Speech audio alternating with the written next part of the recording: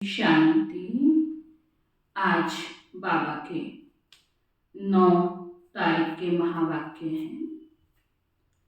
बाबा ने हम बच्चों को कहा, संगम युग उत्सव का युग है। उत्सव मनाना अर्थात अविनाशी उमंग उत्साह में रहना। संगम युग को आज बाबा ने क्या कहा कि ये उत्सव का युग है। तो उत्सव का अर्थ क्या होता है? उत्सव माना सदा अविनाशी उमंग उत्साह में रहना।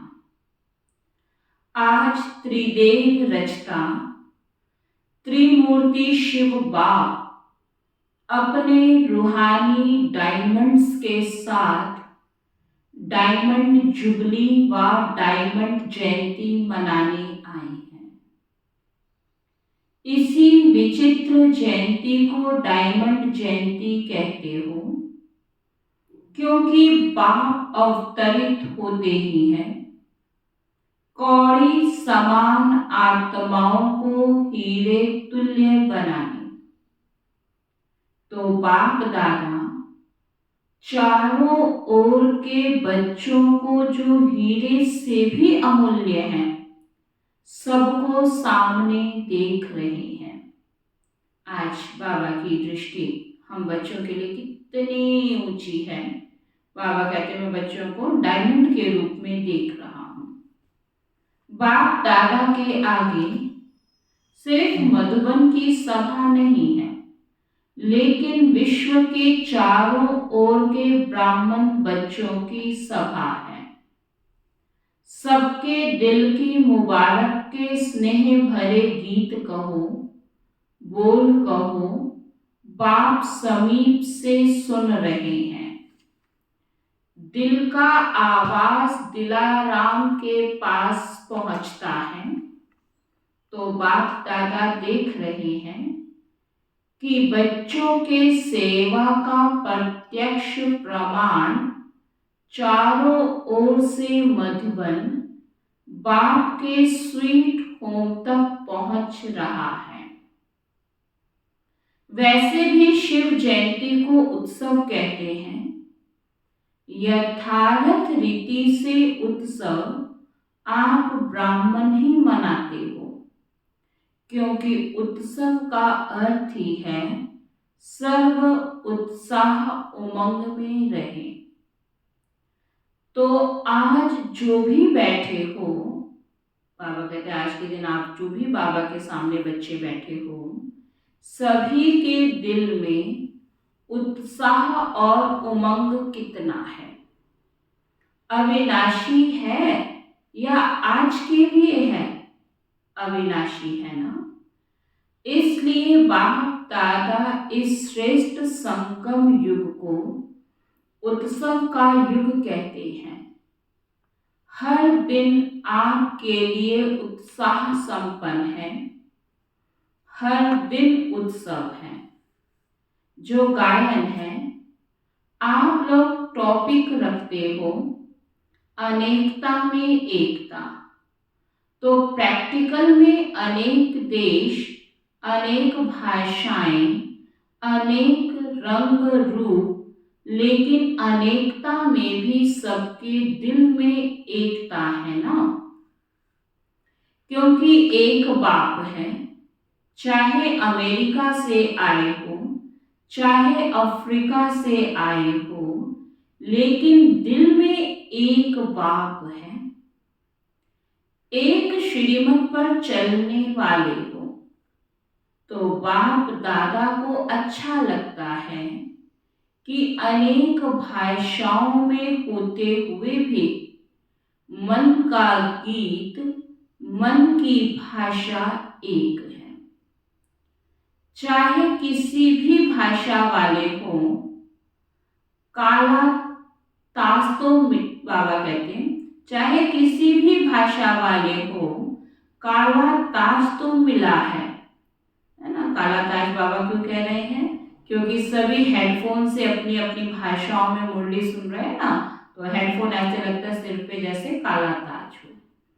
तो अभी यही काला ताज बदलकर गोल्डन हो जाएगा। लेकिन सबके मन की भाषा एक है और एक ही शब्द है, मेरा बाबा। सभी भाषा वाले बोलो, मेरा बाबा। हाँ, यह एक ही है तो अनेकता में एकता है ना। तो उत्साह में रहने वाले अर्थात सदा उत्सव मनाने वाली श्रेष्ठ आत्माएं हो। कभी भी उत्साह कम नहीं होना चाहिए। पहले भी सुनाया था, ब्राह्मण जीवन का श्वास है, उमंग उत्साह। अगर सांस चला जाए तो जीवन सेकंड में खत्म हो जाएगी ना। तो ब्राह्मण जीवन में यदि उमंग उत्साह का सांस नहीं तो ब्राह्मण जीवन नहीं। जो सदा उमंग उत्साह में होगा वो फलक से कहेगा कि ब्राह्मण है ही उमंग उत्साह के लिए। और जिसका उमंग उत्साह कम हो जाता है उसके बोल ही बदल जाते हैं। वो कहेगा, है तो सही, होना तो चाहिए, हो जाएगा। तो ये भाषा और उस भाषा में कितना अंतर है। उसके हर बोल में तो जरूर होगा, होना तो चाहिए। तो ये जो तो कहते हैं ना, ये उमंग उत्साह का प्रेशर कम होने से ही ऐसे बोल, कमजोरी के बोल निकलते हैं। तो उमंग उत्साह कभी कम नहीं होना चाहिए। उमंग उत्साह कम क्यों होता है? बाप दादा कहते हैं, सदा वाह वाह कहो, और कहते हैं वाई क्यों? अगर कोई भी परिस्थिति में वाई शब्द आ जाता है तो उमंग उत्साह का प्रेशर कम हो जाता है। बाप दादा ने अगले साल भी विशेष डबल फॉरेनर्स को कहा था कि वाई शब्द को ब्राह्मण डिक्शनरी में चेंज करो। जब वाई शब्द आए तो फ्लाई शब्द याद रखो, तो वाई खत्म हो जाएगा। कोई भी परिस्थिति छोटी भी जब बड़ी लगती है तो वाई शब्द आता है, ये क्यों, ये क्या, और फ्लाई कर लो तो परिस्थिति क्या होगी? अगर उड़ जाएंगे तो क्या होगी? जैसे ऊपर जब हम देखते हैं ऊंचाई से तो हर परिस्थिति छोटी नजर आती है, तो अगर फ्लाई करेंगे तो हर परिस्थिति खिलौना नजर आएगा। तो जब भी वाई शब्द मन में आवे तो कहो, ब्राह्मण डिक्शनरी में वाई शब्द नहीं है, फ्लाई है। क्योंकि वाई वाई हाय हाय करा देता है। बाप दादा को हंसी भी आती है। एक तरफ कहेंगे, नहीं, हमारे जैसा श्रेष्ठ भाग्य किसका नहीं है। अभी अभी यह कहेंगे और अभी अभी उत्साह कम हुआ तो कहेंगे, पता नहीं मेरा भाग्य ही ऐसा है, मेरे भाग्य में इतना ही है, तो हाय हाय हो गया ना। तो जब भी हाय हाय का नजारा आवे तो वाह वाह कर लो, तो नजारा भी बदल जाएगा और आप भी बदल जाएंगे। डबल विदेशी आजकल पॉजिटिव थिंकिंग का कोर्स कराते हो ना।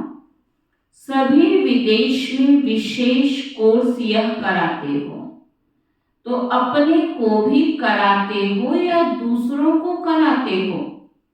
जिस समय कोई ऐसी परिस्थिति आ जाए तो अपने को ही स्टूडेंट बनकर, खुद ही टीचर बन करके अपने को यह कोर्स कराओ। अपने को करा सकते हो या सिर्फ दूसरों को करा सकते हो? दूसरों को कराना सहज है। जब यह नेचुरल स्थिति हो जाए कि हर व्यक्ति को बात को पॉजिटिव वृत्ति से देखो, सुनो या सोचो, तो कैसी स्थिति रहेगी?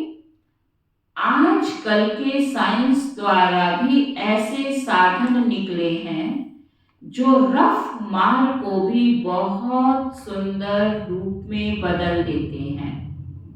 देखा है ना, क्या से क्या बना देते हैं।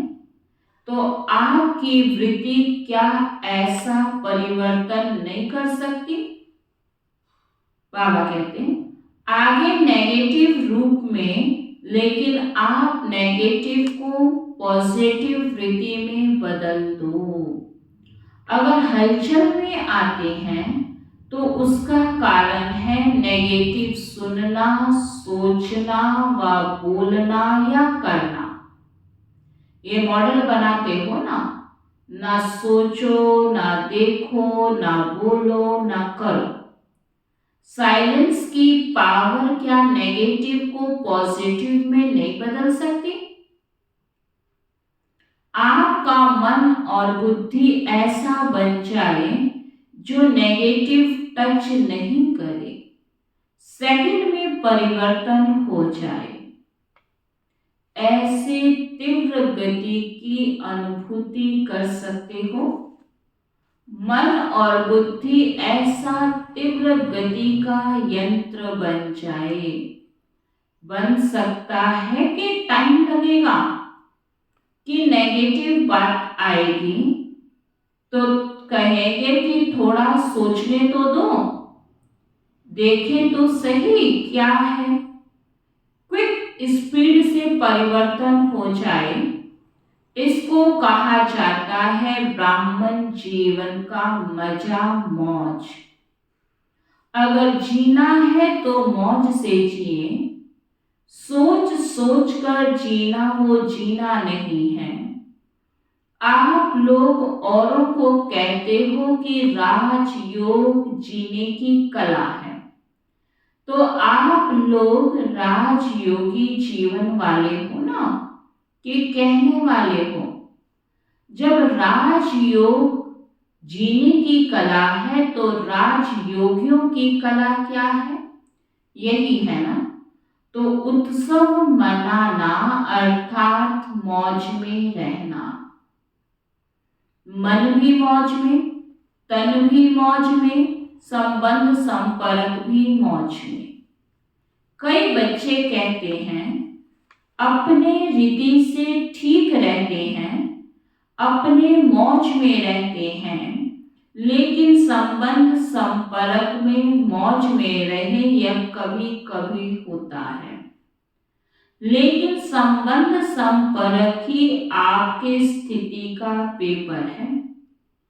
यदि स्टूडेंट कहे वैसे तो मैं पास विद ऑनर हूं, लेकिन पेपर के टाइम मार्क्स कम हो जाती है, तो ऐसे को क्या कहेंगे?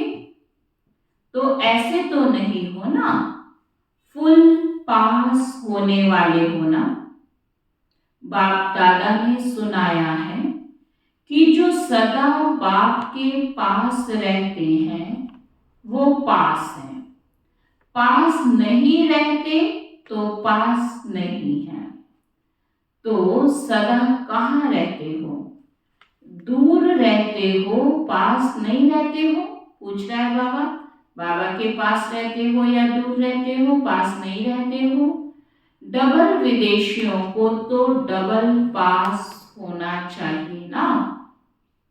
अच्छा, तो डबल विदेशियों ने इस बारी हाई जंप लगा दी है। मधुबन में हाई जंप लगाकर पहुंच गए हैं। इस बार हर वर्ष से ज्यादा संख्या में डबल विदेशी मधुबन पहुंचे हुए हैं। अच्छा, डबल विदेशियों को भी कईयों को पटरानी बनाने का चांस तो अच्छा मिला है। पटरानी बनाने में मजा है कि नहीं? आप लोगों को तो अटैची इतनी है जो उस पर ही सो सकते हैं, क्योंकि एक बड़ी लाते हैं एक छोटी लाते हैं, तो छोटी को तकिया बनाओ, जगह बच जाएगी ना। अच्छा लगता है। बाप दादा सीन देखते हैं कि कैसे भारी भारी अटैचियां घसीट कर ला रहे हैं। अच्छी सीन लगती है ना। संगम पर यह मेहनत भी थोड़े समय की है, फिर तो प्रकृति भी आपकी दासी होगी, तो दासियां भी बहुत होंगी। फिर आपको सामान उठाने की जरूरत नहीं। अभी अपना राज्य स्थापन हो रहा है। इस समय गुप्त वेश में है। सेवाधारी हो फिर राज्य अधिकारी बनेंगे, तो सेवाधारियों को तो सब प्रकार की सेवा करनी पड़ती है। जितनी अभी तन मन धन और संपर्क से सेवा करते हो, उतना ही वहां सेवाधारी मिलेंगे। सबसे पहले तो ये प्रकृति के 5 तत्व ही आपके सेवाधारी बनेंगे। अपना राज्य भाग्य स्मृति में है ना। कितनी बार ही राज्य अधिकारी बने हैं? अनगिनत बार बने हैं और बनते ही रहेंगे। लेकिन राज्य अधिकारी से भी अब का सेवाधारी जीवन श्रेष्ठ है, क्योंकि अभी बाप और बच्चों का साथ है। चाहे किसी भी प्रकार की सेवा है, लेकिन सेवा का प्रत्यक्ष फल अभी मिलता है। बाप का स्नेह सहयोग और बाप द्वारा मिले हुए खजाने प्रत्यक्ष फल के रूप में मिलते हैं। जब भी कोई विशेष सेवा करते हो और युक्ति युक्त सेवा करते हो, तो कितनी खुशी होती है। उस समय के चेहरे का फोटो निकालो तो कैसा होता है।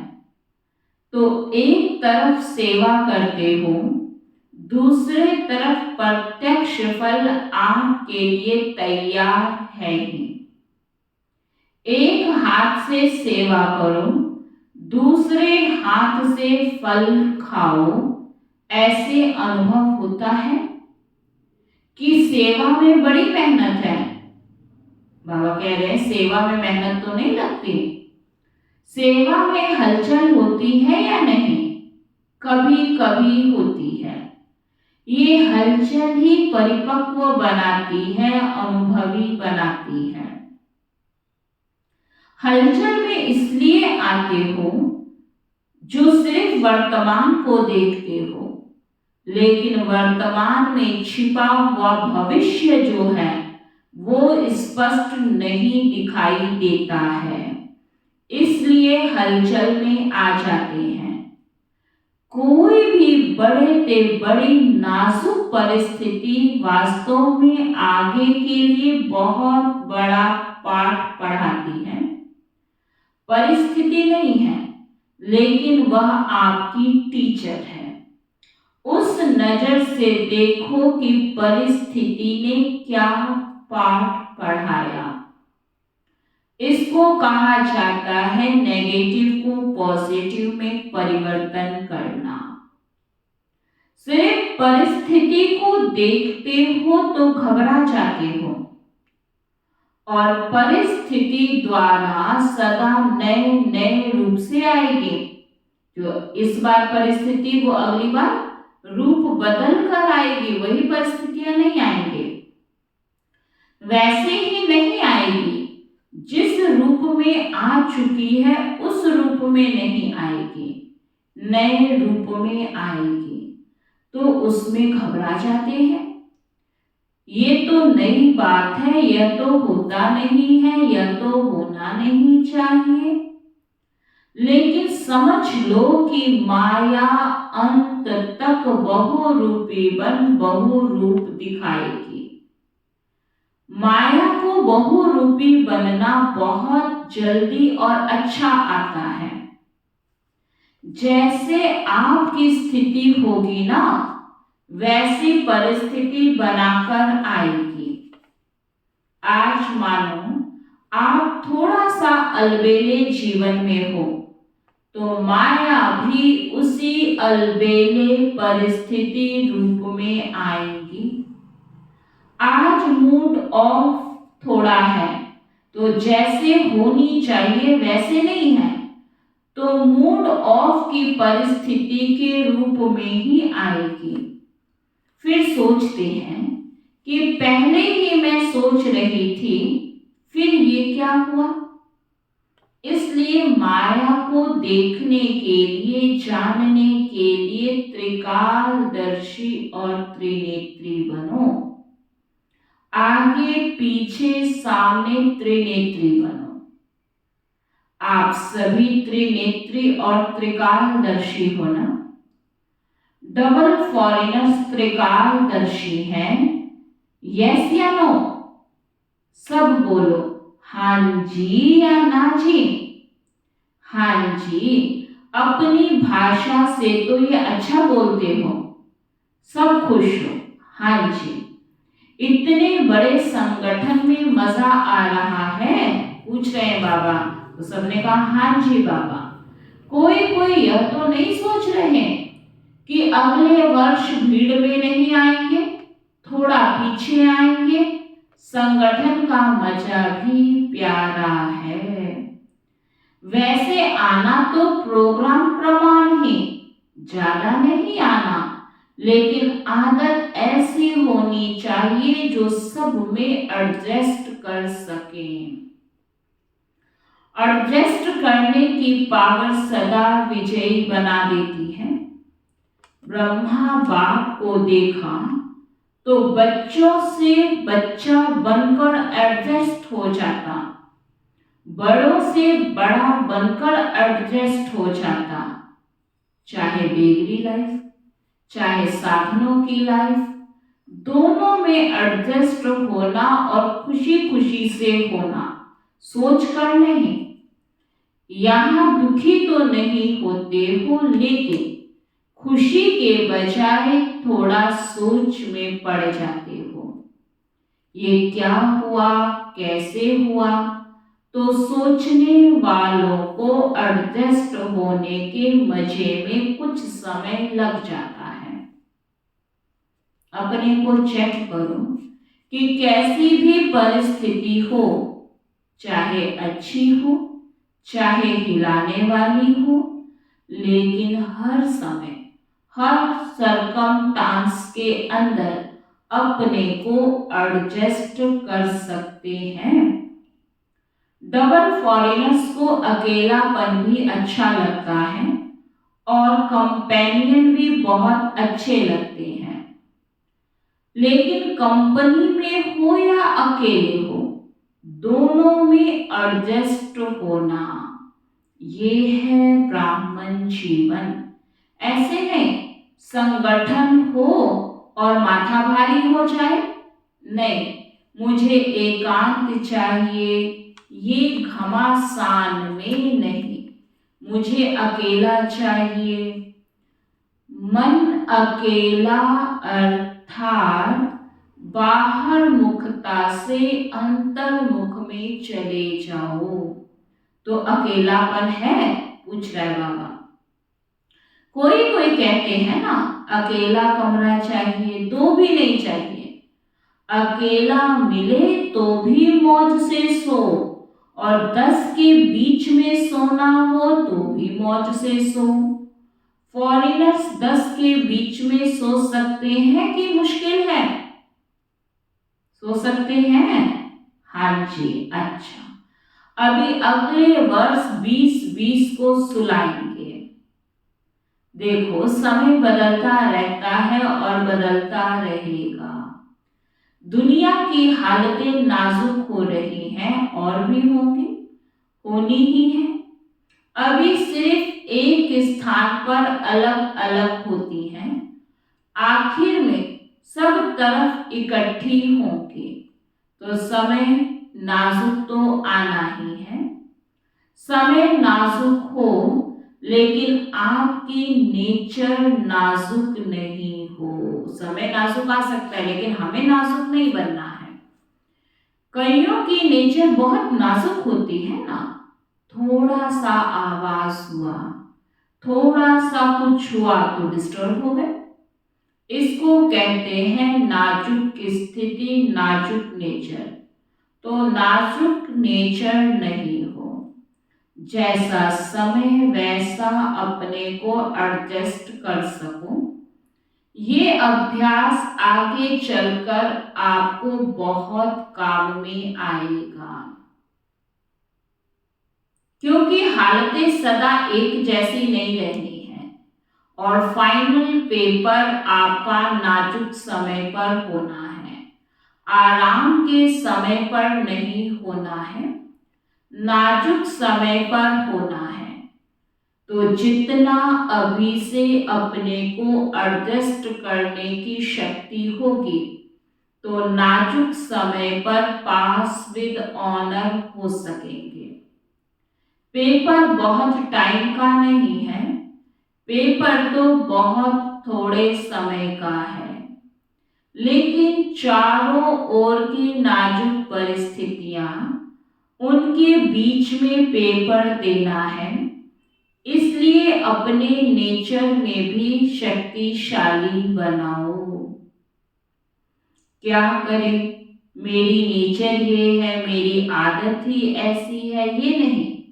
इसको नाजुक नेचर कहा जाता है। देखो, बाप दादा ने स्थापना के आदि में सब अनुभव करा लिया। जब आदि हुई तो राजकुमार राजकुमारियों से भी ज्यादा पालना, साधन सब अनुभव कराया और आगे चलकर बेगरी लाइफ का भी पूरा अनुभव कराया। तो जिन्होंने दोनों अनुभव किया, उनकी आदत बन गई। तो आप लोगों के आगे तो ऐसा समय आया नहीं है, लेकिन आना है। जहां भी रहते हो, सभी हिलने हैं, सब आधार टूटने हैं। तो ऐसे टाइम पर क्या चाहिए? क्या चाहिए? एक बाप का आधार। आप लोग तो बहुत बहुत बहुत लकी हो, जो आने का समय आपका सहज साधनों का है। सहज साधनों के साथ साथ आपका ब्राह्मण जन्म है, लेकिन साधन और साधना, साधनों को देखते साधना को नहीं भूल जाना, क्योंकि आखिर में साधना ही काम में आनी है। समझा? अच्छा, चारों ओर के अमूल्य विशेष रत्नों को सदा हर दिन उत्साह से उत्सव मनाने वाली श्रेष्ठ आत्माओं को सदा स्वस्थिति और सेवा के उन्नति में बैलेंस रखने वाली ब्लेसिंग के अधिकारी आत्माओं को सदा परिस्थिति को सहज पार करने वाली ऐसे अचल अडोल महावीर आत्माओं को बाप दादा का याद, प्यार और नमस्ते। हम सब रूहानी बच्चों की रूहानी बाप दादा को दिल व जान से प्रेम से नमस्ते नमस्ते नमस्ते जी। वरदान है, संपूर्णता द्वारा संपन्नता की प्रारब्ध का अनुभव करने वाले सर्व झमेलों से मुक्त भव। संपूर्णता द्वारा क्या करना है? संपन्नता का अनुभव करने वाले, है ना, प्रारब्ध का अनुभव करने वाले सर्व झमेलों से मुक्त भव। संगम युग पर सागर गंगा से अलग नहीं, गंगा सागर से अलग नहीं। इसी समय नदी और सागर के समाने का मेला होता है। जो इस मेले में रहते हैं वह सर्व झमेलों से मुक्त हो जाते हैं। लेकिन इस मेले का अनुभव वही कर सकते हैं जो समान बनते हैं। समान बनना अर्थात समा जाना। जो सदा स्नेह में समाये हुए हैं वह संपूर्णता और संपन्नता की प्रारब्ध का अनुभव करते हैं। उन्हें कोई भी अलग काल के प्रारब्ध की इच्छा नहीं रहती। स्लोगन है, सदा एक बाप के श्रेष्ठ संग में रहो तो होलीएस्ट और हाईएस्ट बन जाएंगे। अगर एक बाबा के संग में रहेंगे तो होलीएस्ट भी और हाईएस्ट भी बन जाएंगे। और आज का अव्यक्त इशारा है, कोई भी चीज को गर्म कर नरम किया जाता है, फिर मोल्ड किया जाता है। यहां भी गरमाई है शक्ति रूप और नरमाई है निर्माणता अर्थात स्नेह रूप, जिसमें हर आत्मा प्रति स्नेह होगा वही कौन होगा? नम्रचित रह सकता है। स्नेह नहीं तो ना रहम दिल बन सकेंगे ना नम्रचित। शक्ति रूप में है मालिकपना और नम्र चित्त में है सेवा का गुण। तो जब यह नरमाई और गरमाई दोनों रहेंगे तब हर बात में मोल्ड हो सकेंगे। तो बाबा ने अव्यक्त इशारे में हम बच्चों को क्या कहा? नरमाई भी माना जितना नरम उतना हम आराम से मोल्ड हो सकेंगे। तो ये थे बाबा के अव्यक्त इशारे। ओम शांति।